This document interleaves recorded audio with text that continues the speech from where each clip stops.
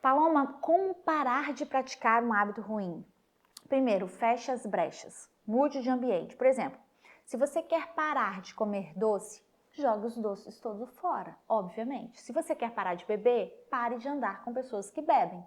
Se você quer começar a praticar atividade física, comece a andar com pessoas que praticam atividades físicas. Feche as brechas que vão te levar para trás. Segundo, tenha um motivo. Qual é o seu motivo? Você precisa ter um motivo maior do que a sua desculpa.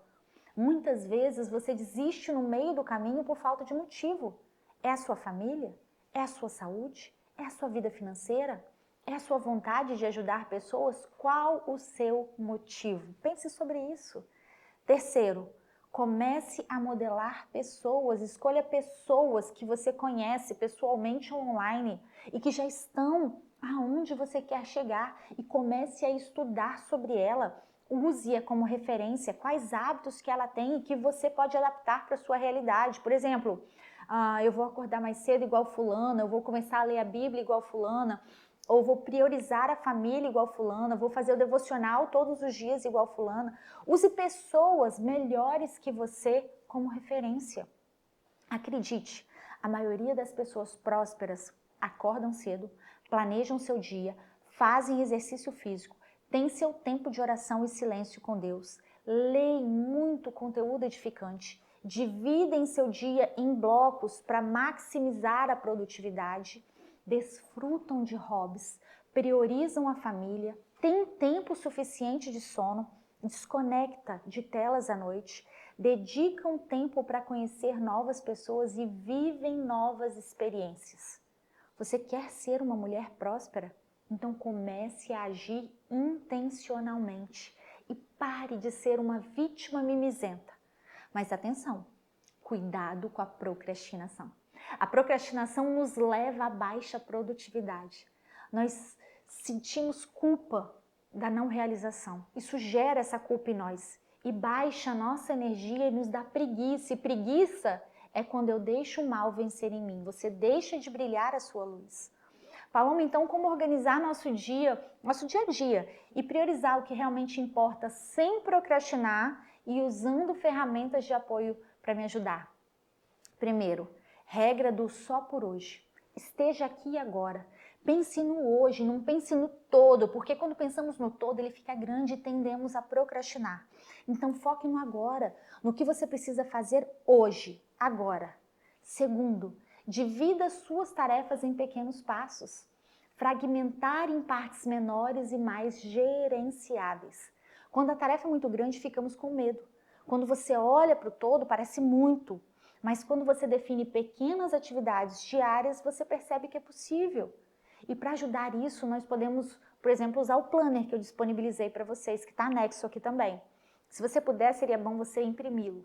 Use esse planner para organizar suas tarefas e dividir as tarefas por dias e por blocos dentro do seu dia. Por exemplo, suponha que você quer escrever um livro e você quer escrever este livro em 3 meses.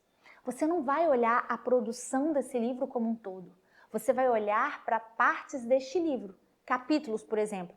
E você vai definir quantos capítulos por semana você vai escrever, quantos capítulos por mês, quantas páginas por dia. Daí fica menos pesado, porque você não vai olhar o livro como um todo, você vai olhar para quantas páginas por dia você precisa escrever. Todo final de mês, você pega esse planner que você tem aí, que você ganhou, e planeja o que você quer para o mês seguinte. É para isso que existe o planner. Aí, quando você for colocar as tarefas grandes, lembre-se do que você quer executar no mês e divide aquilo por semanas e depois divide por dias. Tá claro para você? Vou repetir. Pense na tarefa que você quer executar no mês. Divida essa tarefa em 4 partes, que é a quantidade de semanas do mês. Depois divida a tarefa da semana por 5, por exemplo, que é a quantidade de dias da semana. Não estou contando sábado e domingo, tá? Daí você vai ter exatamente as suas tarefas diárias, que depois você ainda pode dividir em pequenos blocos ao longo do seu dia. Lembrando de sempre ter no seu planner a sua rotina que salva, que inclui hábitos saudáveis, como atividade física, autocuidado, estudo da Bíblia, leitura de livros, estudo, enfim. Você usa o seu sábado e domingo para revisar o seu planner e conferir se você cumpriu as tarefas que você definiu ou se você precisa reorganizar algumas delas para a semana seguinte. Você pode também, por exemplo, todo dia à noite, depois que as crianças dormirem, se você tiver filhos, pegar o seu planner e olhar as micro tarefas do dia seguinte e conferir se está tudo ok. Você pode também, todo dia à noite, depois que as crianças dormirem, se você tiver filhos, pegar o seu planner e olhar as micro tarefas do dia seguinte, conferir se está tudo ok, porque elas vão te levar ao seu todo mensal. Aquilo que era grande e assustador, quando dividido em partes, ele fica mais leve. Por isso precisamos usar o planner, precisamos ser organizadas, precisamos colocar no papel e tirar da nossa mente. Se a gente não faz isso, a procrastinação nos vence, porque parece muito grande e assustador e nós nos sabotamos. Outra ferramenta é a técnica Pomodoro. Esse nome, Pomodoro, vem do italiano mesmo, Pomodoro, que significa tomate, em referência ao cronômetro em formato de tomate que era usado pelo criador da técnica, Francesco Cirillo. Essa técnica é uma técnica de modo flow, de alta concentração. É uma técnica de gestão de tempo que consiste em dividir o trabalho em blocos de concentração. Essa técnica nos orienta a fazer uma atividade por vez, com alta concentração, por no máximo 90 minutos. Mas se você tiver dificuldade de concentração, eu te recomendo focar 25, 30 minutos no máximo e descansar 5 minutos a 10 minutos. E nesse tempo de concentração máxima, você tem que desligar as notificações do seu celular, deixar o celular longe. Isso é ótimo, por exemplo, para você estudar a Bíblia, estudar livros, alguma tarefa. É ótimo também para quem trabalha em escritório, enfim. Outra ferramenta é estabelecer objetivos claros. Quando você sabe exatamente o que precisa ser feito, isso facilita a ação. Tire um tempo para saber o que você precisa fazer e reorganizar o que for preciso. Quinto, facilite a execução da tarefa. Crie um ambiente propício, livre de distrações, como o celular, por exemplo, mantenha ele longe. Outro exemplo, se você quer estudar, deixe a mesa com o computador arrumado para facilitar. Se você quer se exercitar, deixe o tênis e a roupa prontos ao lado da cama para você. Sexto, defina prazos realistas. Estabelecer prazos ajuda a criar um senso de urgência. Você tem até que data para concluir essa tarefa? Por exemplo, vou escrever um livro em 3 meses, então eu tenho 90 dias para escrever o livro. Sétimo, priorize tarefas. Utilize a matriz de Eisenhower. Essa ferramenta ela é importantíssima para quem quer ser muito produtiva e aprender a diferenciar tarefas urgentes de tarefas importantes, de tarefas não urgentes e tarefas não significativas. Isso faz o seu dia render mais, seu trabalho render mais. Essa matriz ela é uma referência ao ex-presidente dos Estados Unidos que dizia assim, abre aspas, eu tenho 2 tipos de problemas, o urgente e o importante. Os urgentes não são importantes e os importantes nunca são urgentes. Ele era um homem extremamente produtivo. Essa matriz classifica suas atividades e demandas de acordo com a sua importância. Esse sistema ajuda você a visualizar quais de suas tarefas não tão importantes você pode delegar a outras pessoas ou até mesmo deixar de fazer eliminando-as totalmente. Mas atenção, você vai precisar pedir ajuda, abrir mão do controle. Isso vai ser bom para você treinar a sua feminilidade. Quem não gerencia seu tempo passa a maior parte do dia trabalhando em tarefas urgentes, mas que não são importantes. As tarefas importantes que não são urgentes acabam sendo negligenciadas. E se você as adiar por muito tempo, elas também acabam se tornando urgentes. E daí pode ser tarde demais. E você vai ficando cada vez mais preocupada e frustrada. Por isso, essa matriz de Eisenhower pode te ajudar a definir suas prioridades e aumentar sua produtividade. Mas, Paloma, qual a diferença de importante e de urgente? A tarefa importante é aquela que contribui diretamente para os seus objetivos de curto ou longo prazo. Elas são essenciais para o seu trabalho ou algum aspecto da sua vida, por isso elas devem ser priorizadas. Tarefa urgente é aquela que deve ser executada o mais breve possível. E na maioria das vezes ela sobrepõe uma tarefa importante, por isso é ruim. A matriz de Eisenhower é dividida em 4 partes. Preste atenção nas 4 partes dela.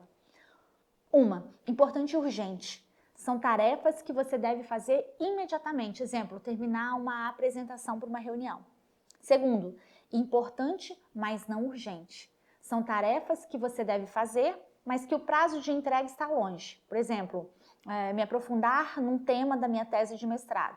Mas preste atenção, não negligencie essas atividades importantes. Defina datas e horários, senão você procrastina. 3. Urgente, mas não importante. São tarefas que o impedem de focar nas coisas que realmente importam para você. Por exemplo, tarefas que outras pessoas trazem para você, mas que você não precisaria fazer, mas você faz porque não sabe falar não. E 4, não importante e não urgente. Essas tarefas elas devem ser evitadas e, se possível, eliminadas. Exemplo, ficar checando as redes sociais todo dia, todo tempo, ou vendo TV todo tempo. Para usar essa matriz, liste suas tarefas e distribua em cada uma dessas 4 categorias. Essa tabela vai estar anexa aqui, tá? Siga a ordem de execução. Isso vai te deixar menos ansiosa e você vai conseguir focar na execução. 8ª ferramenta, estabeleça uma rotina. Uma rotina consistente ajuda a formar hábitos de trabalho mais eficazes. Então agora eu te pergunto, qual sua nova rotina a partir de hoje? Eu quero que você pense sobre isso e defina a sua rotina que salva. Com base em tudo que você ouviu e tomou consciência, com base em seus valores que você já escreveu, fortalecida por sua identidade em Cristo, que você já está treinando todos os dias, com base nas suas novas prioridades, que você também já definiu, eu quero que você pense sobre isso, defina a sua rotina que salva. Com base em tudo que você ouviu e tomou consciência, com base em seus valores que você já escreveu, fortalecida por sua identidade em Cristo, que você está treinando todos os dias, com base em suas novas prioridades que você também já definiu, qual nova rotina você quer ter? Eu te desafio a fazer 2 coisas. Primeiro, escreva uma rotina dos seus sonhos, a rotina que você deseja ter e que você vai ter um dia, a rotina perfeita. Em seguida, escreva a sua rotina possível hoje, com os seus novos hábitos e a sua nova consciência. Eu quero que você entenda que um dia você vai sair dessa rotina possível e você vai chegar na sua rotina dos sonhos, desde que você coloque em prática tudo que você está aprendendo. Eu tenho a minha rotina que salva. Eu acordo mais cedo que a maioria das pessoas, eu tenho o meu momento de oração, eu tenho a preparação da mesa para o café da manhã em família, onde nós fazemos nosso devocional juntos, eu tenho o meu momento de estudo da palavra, eu tenho o meu momento de estudar outro idioma, meu horário de trabalho, que é quando eu estou produzindo, eu tenho o meu horário de atividade física, de estudo, almoço em família, leitura de livro, tenho momentos de jogos em família, enfim. Eu construí a minha rotina com base em tudo aquilo que eu ensinei vocês, com base nos valores que eu tenho, que são inegociáveis, com base nas minhas prioridades, com base na minha identidade em Cristo. E eu quero que você pause agora e escreva a sua nova rotina, a que você terá agora e a que você terá um dia, a sua rotina desejada. Escreva. 9ª ferramenta, pratique a autocompaixão e seja resiliente. Reconheça o seu progresso diário, mesmo que pequeno, e não se culpe quando algo não sair como planejado. Se perdoe, não se culpe, retome a atividade com mais dedicação e o mais rápido que você puder. Só não pare no meio do caminho. Precisamos ter a capacidade de lidar com imprevistos e adversidades. Por exemplo, quando adoecemos, não conseguimos cumprir com a nossa agenda planejada. Não há o que fazer senão ser resiliente e se reorganizar. Então seja resiliente e contorne a situação. Se dedique a ser aquela pessoa que volta para o ritmo o mais rápido possível. Isso é ser resiliente e ter constância. Constância é a habilidade do indivíduo de ser capaz de retomar o quanto antes, apesar dessas variáveis que acontecem no dia a dia. Eu vou falar mais sobre isso ali na frente. 10º, se dê recompensa. Nosso cérebro é movido a recompensa. Eu já falei sobre isso lá atrás. Dê a si mesma pequenas recompensas por completar tarefas. E sobre a constância, que eu falei agorinha, ela refere-se à qualidade de ser estável, regular e persistente em suas ações e atitudes durante o dia. Ser constante envolve manter o nível de esforço e compromisso com seus objetivos e tarefas, independente de obstáculos, de mudanças nas circunstâncias. Por exemplo, eu corro todo dia, mas hoje eu não vou correr porque está frio. Isso não é ser constante. Ser constante é você decidir correr apesar do frio ou de qualquer outra circunstância. Constância é todo dia. E existem técnicas para nós sermos mais constantes, sabia disso? Vou te ensinar agora, anote, técnicas para sermos mais constantes. Primeiro, use ferramentas de gestão do tempo. Existem muitas, tipo Trello. Trello é uma ferramenta de gerenciamento de projetos e organização de tarefas. Existe Google Agenda ou apps similares, por exemplo. Existe apps para Bíblia, apps para você beber água, apps de atividade física, de idiomas, tipo Duolingo. Enfim, existe uma infinidade. Use. Segundo, monitore o seu progresso. Meça o seu progresso diariamente e ajuste estratégias conforme necessário. Por exemplo, reorganizar o seu horário de academia. Quando você não conseguiu fazer no horário definido, apenas não elimine, reorganiza. Terceiro, desenvolva hábitos saudáveis. Entenda como a constância está diretamente ligada aos seus hábitos. Durma bem, reduza o açúcar, beba mais água, faça atividades físicas diariamente, leia bons livros, ore mais. Quarto, procure apoio. Compartilhe seus objetivos com amigos de confiança, familiares ou colegas e poste nas redes sociais se você gosta disso. Lembra do que eu falei sobre a ambiência? As pessoas certas irão te estimular a ser melhor. Faça um compromisso com elas. 5. Mantenha uma mentalidade positiva. Cultive uma atitude de gratidão e concentre-se em suas conquistas diárias em vez de focar nas falhas. 6. Visualização. Visualize o sucesso e mantenha essa visão clara na sua mente. Eu falo sobre isso no meu método SPF. Comece a visualizar o que você quer conquistar, aonde você quer chegar. Feche os teus olhos e imagine. Isso é visualizar.